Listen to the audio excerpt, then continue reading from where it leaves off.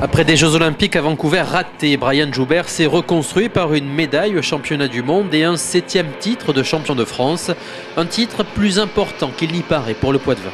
C'est très important parce qu'en plus on commençait à dire que j'étais numéro 2 français, que voilà, j'étais dépassé. C'est vrai que Florent pousse beaucoup, mais je ne veux pas lui laisser ma place comme ça. Donc c'est de bonne guerre, c'est normal. Et je voulais prouver au championnat de France que j'étais encore le numéro 1. Et je vais essayer de le prouver encore au championnat d'Europe. Malgré une petite blessure au genou en fin d'année, Brian Joubert semble prêt pour ses championnats d'Europe à Berne. Et derrière des précautions de façade, l'objectif est très clair pour le Français.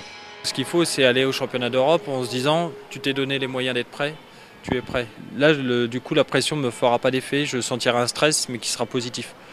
Voilà, il ne faut pas qu'il y ait de faille. L'objectif, c'est donc là faire une bonne préparation et reproduire ce que je fais à l'entraînement, le faire en compétition. Et en termes de résultats, j'y vais pour le titre. Et Brian Joubert est titillé par la génération montante du patinage français, Alban Préaubert et Florent Amodio notamment. Une concurrence saine et bénéfique pour le champion du monde et triple champion d'Europe qui ne veut rien lâcher à 26 ans.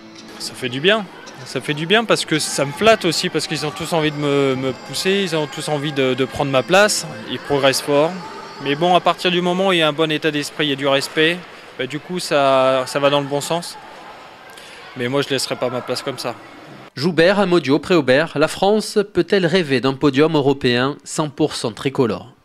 Je crois objectivement aujourd'hui ça reste qu'un rêve. Ce qui serait déjà magnifique, c'est de placer 2 personnes sur le podium, 2 Français sur le podium, ça serait déjà très très bien. Chez les filles en revanche, la nouvelle génération met plus de temps à émerger.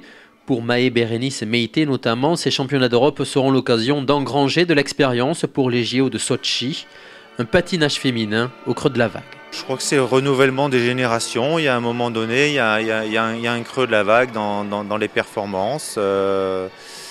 Voilà, c'est assez surprenant. Puis peut-être l'absence de talent d'un côté, et puis peut-être que la fédération est passée à côté d'une détection performante. Peut-être qu'on a laissé passer un talent à un moment donné, qu'on n'a pas su le détecter et l'accompagner.